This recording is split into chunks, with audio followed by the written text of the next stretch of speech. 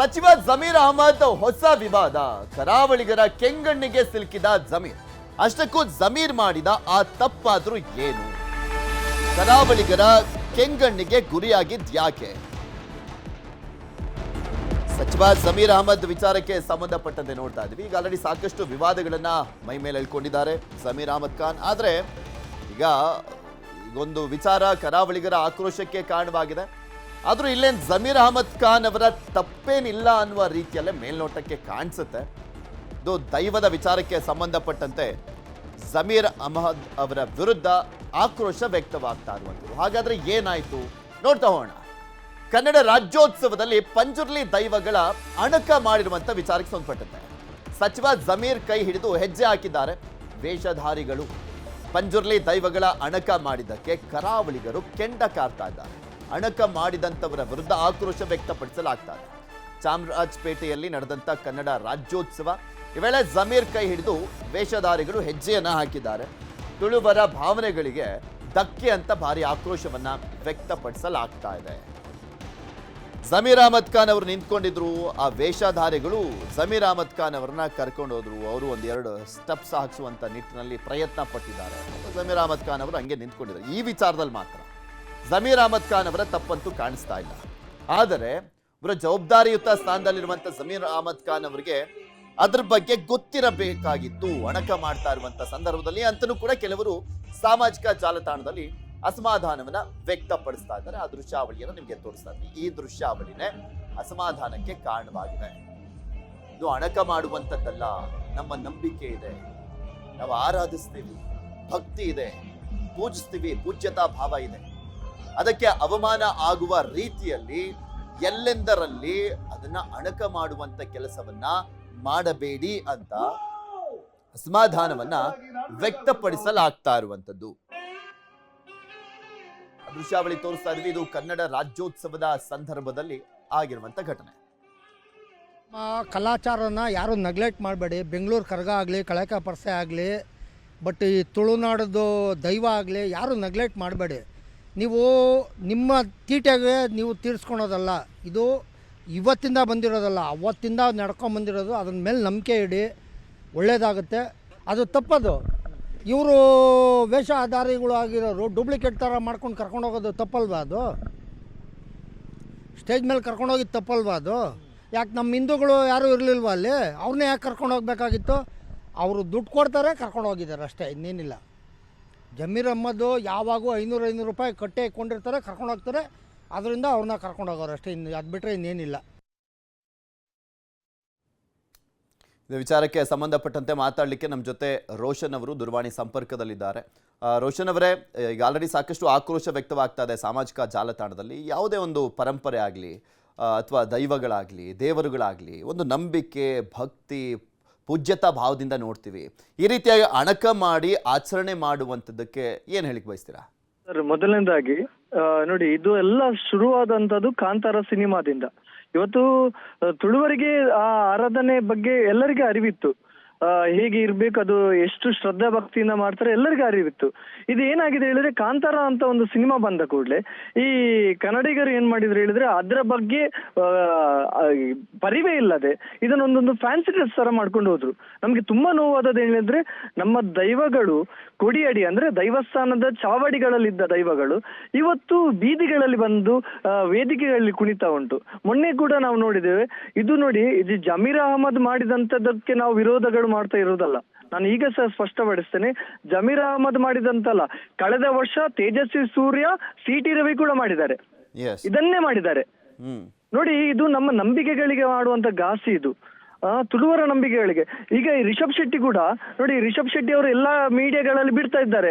ಅಂದ್ರೆ ನಾವು ದೈವಗಳಿಂದ ಪರ್ಮಿಷನ್ ತಕೊಂಡು ನಾವು ಸಿನಿಮಾ ಮಾಡಿದ್ದೇವೆ. ಒಂದೇ ಒಂದು ಫುಟೇಜ್ ಕೊಡ್ಲಿ ನೋಡೋ, ದೈವ ಅವರಿಗೆ ಬಾಯಿ ಬಿಟ್ಟು ಹೇಳಿದ್ದು ನೀನು ಸಿನಿಮಾ ಮಾಡು ಅಂತ ಎಲ್ಲಿ ಕೂಡ ಹೇಳಿಲ್ಲ. ಇದನ್ನು ಜನರಿಗೆ ತಪ್ಪು ಮಾಹಿತಿಯನ್ನು ಅವರು ಕೊಟ್ಟಿದ್ದಾರೆ. ಮೊದಲನೇದಾಗಿ ಇವರು ಕಮರ್ಷಿಯಲ್ ಮಾಡಿದ್ದು ಮೊದಲ ತಪ್ಪು. ದೈವವನ್ನು ಕಮರ್ಷಿಯಲ್ ಮಾಡಿದ್ದಾರೆ ಇವರ ಸಿನಿಮಾಕ್ಕೆ. ಇವರು ಮಾಡಿದ್ದು ವಿಶ್ವವಿಖ್ಯಾತಿ ಅಲ್ಲ, ಇವರು ಮಾಡಿದ್ದು ತನ್ನ ಹಣ ಸಂಪಾದನೆಗೆ ಮಾತ್ರ. ಈಗ ಇಷ್ಟು ಅನ್ಯಾಯ ಆಗ್ತಿದೆ, ಎಲ್ಲಿಯಾದ್ರೂ ಒಂದು ಸ್ವರ ಎತ್ತಿದಾರ ರಿಷಬ್ ಶೆಟ್ಟಿ ಅವರು? ಎಷ್ಟು ಈ ನಮ್ಮ ಗುಜರಾತ್ಗಳಲ್ಲಿ ದೊಂಬರಾಟಗಳಲ್ಲಿ ಬಳಸ್ತಿದೆ, ಅಂದ್ರೆ ಹುಡುಗಿಯರು ವಿಕೃತವಾಗಿ ನಲಿದುಕೊಂಡು ಆ ವೇದಿಕೆಯಲ್ಲಿ ದೈವಗಳನ್ನು ತರ್ತಿದ್ದಾರೆ ತುಳುನಾಡಿನ. ಇದಕ್ಕೂ ಕೂಡ ಸ್ವರ ಎತ್ತುತ್ತಿಲ್ಲ. ಎಲ್ಲಿ ತನಕ ಹೇಳಿದ್ರೆ, ಮೊನ್ನೆ ಒಂದು ಪ್ರೆಸ್ ಮೀಟ್ ಅಲ್ಲಿ ರಿಷಬ್ ಶೆಟ್ಟಿ ಅವರು ಹೇಳ್ತಾರೆ, ತುಳುವರ ನಂಬಿಕೆಗಳಿಗೆ ಘಾಸಿ ಆಗ್ತಾ ಉಂಟು, ದಯವಿಟ್ಟು ಯಾರು ಕೂಡ ವೇದಿಕೆಗಳಲ್ಲಿ ಬಳಸಬೇಡಿ ಅಂತ ಒಂದು ಸಣ್ಣದ್ರಲ್ಲಿ ಒಂದು ಹೇಳಿದ್ರು. ಸ್ವಾಮಿ, ಅವರು ರಿಷಬ್ ಶೆಟ್ಟಿ ಅವರು ಹೇಳ್ತಾರೆ ಸಣ್ಣದ್ರಲ್ಲಿ ಮಾಡಿ ಅದು ಇದು ಅಂತ ಮಾಡಿ, ಆದ್ರೆ ತಾವು ಮಾಡಿದ್ದು ಅದನ್ನೇ ಅಲ್ಲ ಸರ್, ಅವರು ಕೂಡ ಮಾಡಿದ್ದು ಅದನ್ನೇ. ನಮ್ಗೆ ಗೊತ್ತಿಲ್ಲ ಅವರು ಎಷ್ಟು ಶ್ರದ್ಧಾ ಭಕ್ತಿಯಿಂದ ಮಾಡಿದ್ದಾರೆ ಅಂತ. ಆದ್ರೆ ಇಂಥದೆಲ್ಲ ಆಗುವ ನಿಲ್ಲಿಸುವಂತ ಕೆಲಸಗಳು ಅವ್ರು ಮಾಡ್ಬೇಕು. ಕೇವಲ ದುಡ್ಡು ಮಾಡಿಕೊಂಡು ಪ್ರಶಸ್ತಿ ಸಿಕ್ಕಿದೆ ಹೇಳಿದ ಕೂಡ್ಲೆ ಇದನ್ನು ನಿಮಗೆ ಮಾರ್ಕೊಂಡಿಲ್ಲ ನಾವು ದೈವಗಳನ್ನು ಯಾರಿಗೂ. ನಮಗೆ ಎಷ್ಟು ನೋವಾಗ್ತಿದೆ ಹೇಳಿದ್ರೆ, ಸತ್ಯ ಸರ್, ಎಷ್ಟು ಅನ್ಯಾಯ ಆಗಿದೆ ಹೇಳಿದ್ರೆ ದೈವಾರಾಧನೆ ಇವತ್ತು ವ್ಯಾಪಾರೀಕರಣ ಆಗಿದೆ. ಈ ಸಿಕ್ಕವರೆಲ್ಲ ಕಟ್ಟಿಕೊಂಡು ಆಡಿಕೊಂಡು ಆ ಶೂ ಹಾಕಿಕೊಂಡು ವಿಶ್ ಮಾಡುದು. ಅವರು ಜಮೀರ್ ಅಹಮದ್ಗೆ ಒಂದು ಇದು ವಿಶ್ ಮಾಡ್ತಾರೆ ಸರ್. ದೈವಗಳು ಎಲ್ಲಿಯಾದ್ರೂ ವಿಶ್ ಮಾಡಿದುಂಟಾ? ಅದು ಕೂಡ ಮೇಲೆ ಒಂದು ಅರಿವು ಪರಿಜ್ಞಾನ ಇಲ್ಲದಿರುವಂತವರು ಇದನ್ನ ಅಣಕ ಮಾಡ್ಕೊಂಡು ಇದೊಂದು ಟ್ರೆಂಡು ಅನ್ನುವ ರೀತಿಯಲ್ಲಿ ಪಾಲನೆ ಮಾಡ್ಕೊಂಡು ಟ್ರೆಂಡು ಅನ್ನೋದಕ್ಕಿಂತ ಮಾತನಾಡ್ತಾ ಹೋಗ್ತೀನಿ. ರೋಷನ್ ಅವರೇ, ನಮ್ಮ ಜೊತೆ ತಮ್ಮಣ್ಣ ಶೆಟ್ಟಿ ಅವರು ದೈವಾರಾಧನೆ ಅಧ್ಯಯನಕಾರ, ಅವರು ಕೂಡ ದೂರವಾಣಿ ಸಂಪರ್ಕದಲ್ಲಿದ್ದಾರೆ. ನಮಸ್ಕಾರ ತಮ್ಮಣ್ಣ ಶೆಟ್ಟಿ ಅವರೇ. ತಮ್ಮಣ್ಣ ಶೆಟ್ಟಿ ಅವರ ಸಂಪರ್ಕ ಕಡಿತ ಆಗಿದೆ. ಎಸ್ ರೋಷನ್ ಅವರೇ, ನಾನು ಹೇಳ್ತಾ ಇದ್ದೆ, ಇಲ್ಲಿ ಒಂಥರ ಟ್ರೆಂಡ್ ಎಲ್ಲೋ ಫಾಲೋ ಆಗ್ತಾ ಇದೆ, ನಾವು ಮಾಡ್ಬೇಡ, ಜನ ಏನೋ ಅದನ್ನ ತುಂಬಾ ಕುತೂಹಲದಿಂದ ನೋಡ್ತಾ ಇದ್ದಾರೆ. ಆ ಕಾರಣಕ್ಕೋಸ್ಕರ ಇದನ್ನ ಮಾಡಿದ್ರೆ ಜನನು ಕೂಡ ಹೆಚ್ಚಿನದಾಗಿ ಕಾನ್ಸಂಟ್ರೇಷನ್, ಕುತೂಹಲ ನಮ್ಮ ಮೇಲೆ ಇರುತ್ತೆ ಅನ್ನುವಂತ ಒಂದು ಮನಸ್ಥಿತಿಗೆ ಬರ್ತಾ ಇದಾರ ಅಂತ. ಸರ್, ಜೋಗಿ ಸಿನಿಮಾ ಬಂದ ನಂತರ ತುಂಬಾ ಜನರು ಆ ಕೂದಲ್ಗಳನ್ನ ಬಿಟ್ಟುಕೊಂಡು ತಲವಾರ್ಗಳನ್ನ ಹಿಡಿದುಕೊಂಡು ಶೋಕಿ ಮಾಡಿಕೊಂಡು ಫೋಟೋ ತೆಗೆದ್ರು ಸಿನಿಮಾ ಬಂದ ನಂತರ. ಈ ಟ್ರೆಂಡ್ಗಳು ಉಂಟಲ್ಲ, ನಮ್ಮ ದೈವಾರಾಧನೆಗೆ ದೊಡ್ಡ ಪೆಟ್ಟು ಬಿದ್ದಿದೆ. ಯಾಕೆ ಹೇಳಿದ್ರೆ, ಇದನ್ನು ಕೂಡ ಇವರು ಎಂತ ಮಾಡ್ತಿದ್ದಾರೆ ಹೇಳಿದ್ರೆ, ಇದನ್ನು ಅನುಕರಣೆ ಮಾಡ್ಲಿಕ್ಕೆ ಹೋಗ್ತಿದ್ದಾರೆ. ಇದು ಅನುಕರಣೆ ಎಂತ ಆಗಿದೆ ಹೇಳಿದ್ರೆ, ಅವರಿಗೆ ಯಾವುದೇ ರೀತಿಯಲ್ಲಿ ನಾನು ಹೇಳ್ತಾ ಇಲ್ಲ ಇದು ಮಾಡಿದವರ ತಪ್ಪಲ್ಲ, ಅಲ್ಲಿ ವೇದಿಕೆಯಲ್ಲಿ ಯಾರು ಅನುಕರಣೆ ಮಾಡಿದೆ ಅವರ ತಪ್ಪಲ್ಲ. ಅವರಿಗೆ ಮಾಹಿತಿ ಕೊರತೆ ಇದೆ ಮೊದಲನೇದಾಗಿ. ಇದನ್ನು ತಿಳಿಸ್ಬೇಕಾದದ್ದು ಸಿನಿಮಾ ತಂಡ ಮಾಡ್ಬೇಕಿತ್ತು ಮೊದಲನೇದಾಗಿ. ಸಿನಿಮಾ ತಂಡ ಸರಿಯಾಗಿ ಒಂದು ಪ್ರೆಸ್ ಮೀಟ್ ಮಾಡ್ಕೊಂಡು ಇಂಥದ್ದೆಲ್ಲ ಮಾಡಬೇಡಿ, ತುಳುವರ ಭಾವನೆಗಳಿಗೆ ಧಕ್ಕೆ ಆಗ್ತದೆ, ಇದು ದೈವಾರಾಧನೆ ಅಷ್ಟು ಪಾವಿತ್ರ್ಯತೆ ಉಳ್ಳದ್ದು. ಇಲ್ಲಿ ಏನಾಗಿದೆ ಹೇಳಿದ್ರೆ ನೋಡಿ, ಒಂದು ಸಮುದಾಯ ಅಂದ್ರೆ ದಲಿತ ಸಮುದಾಯ ಮಾಡುವಂತ ಅಂದ್ರೆ ಕುಲಕಸುಬು ಅಂತ ಫ್ಯಾಷನ್ ಆಗಬಾರ್ದು, ಇದು ಭಾವನೆಗಳು ಸರ್. ಭಾವನೆ ಹೇಳಿದ್ರೆ ಇಷ್ಟು ದೊಡ್ಡ ಭಾವನೆ ಹೇಳಿದ್ರೆ ಸರ್, ಇದು ಇಷ್ಟು ದೊಡ್ಡ ಭಾವನೆ ಹೇಳಿದ್ರೆ ಇದೊಂದು ದಲಿತ ಅಂದ್ರೆ ಬಡ ದಲಿತ ಸಮುದಾಯ ಮಾಡುವಂತ ಕುಲಕಸುಬು ಅಂತ ಹೇಳ್ಬಹುದು.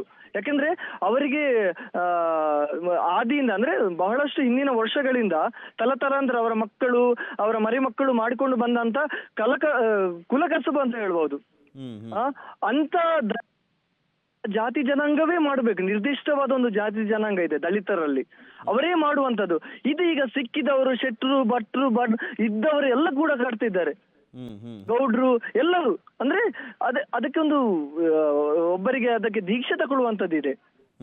ಯಾರು ಅಣಿ ಇದ್ದವರು ಸಿಕ್ಕಿದವರೆಲ್ಲ ಅಣಿ ಕಟ್ಟುವಂತ ಇಲ್ಲ.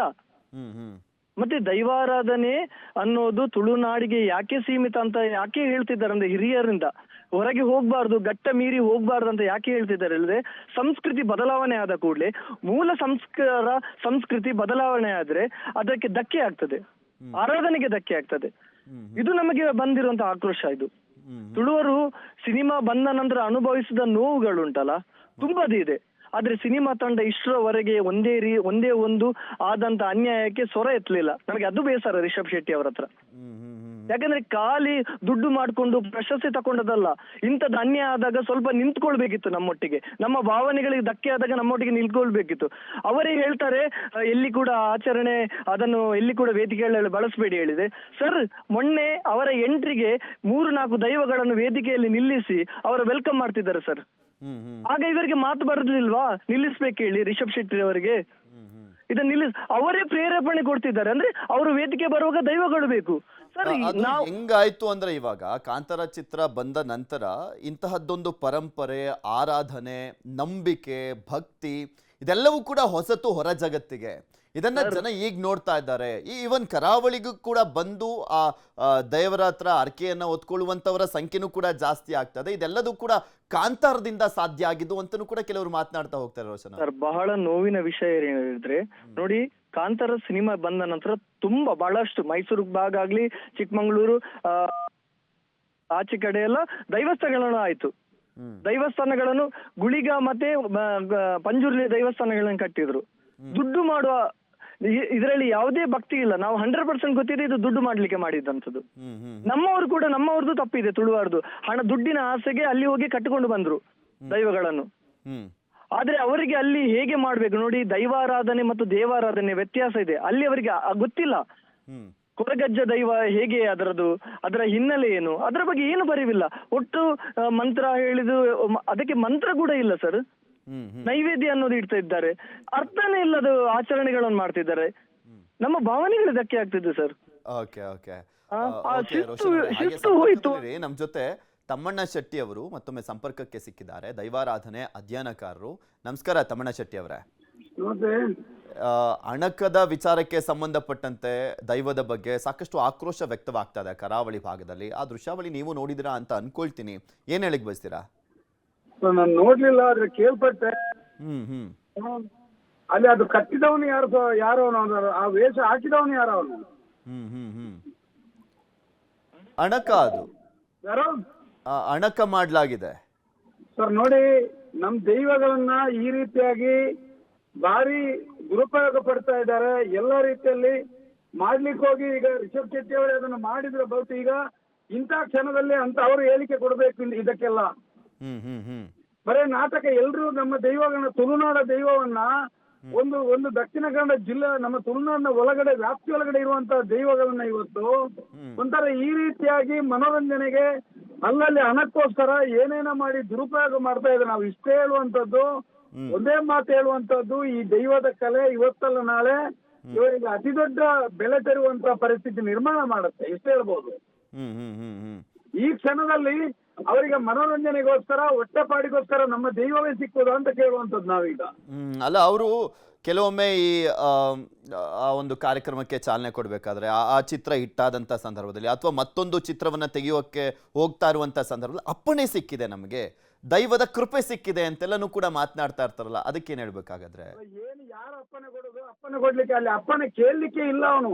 ಯಾಕಂತ ಹೇಳಿದ್ರೆ ಅದನ್ನು ಯಾರೇ ಆಗ್ಲಿ ಮನೋರಂಜನೆಗೆ ಉಪಯೋಗ ಮಾಡ್ಲಿಕ್ಕಿಲ್ಲ. ಮಾಡ್ಬೇಕಾ ಬೇಡವಾ ಅಂತ ದೈವ ತೀರ್ಮಾನದಲ್ಲ. ದಕ್ಷಿಣ ಕನ್ನಡ ಜಿಲ್ಲೆಯ ಈ ತಾಯಿಯ ಮೊಳೆಯಲ್ಲಿ ಕುಡಿದಂತ, ಈ ಮಣ್ಣಿನ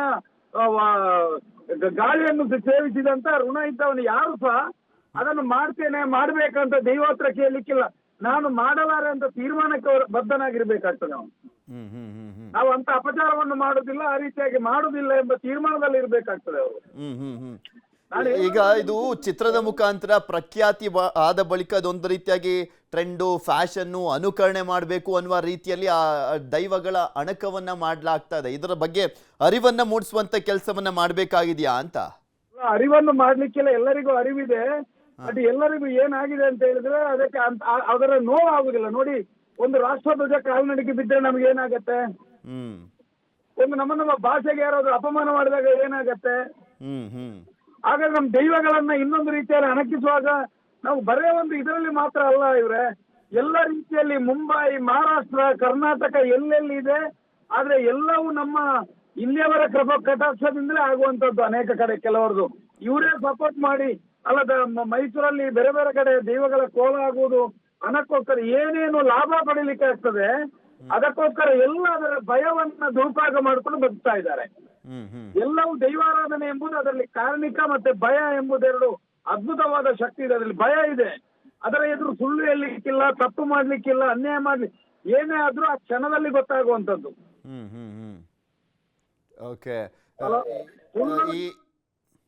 ಓಕೆ, ಧನ್ಯವಾದ ತಮ್ಮಣ್ಣ ಶೆಟ್ಟಿ ಅವರೇ, ಹಾಗೆ ರೋಷನ್ ಅವರೇ, ನ್ಯೂಸ್ 18 ಜೊತೆ ಮಾತನಾಡಿದಕ್ಕೆ.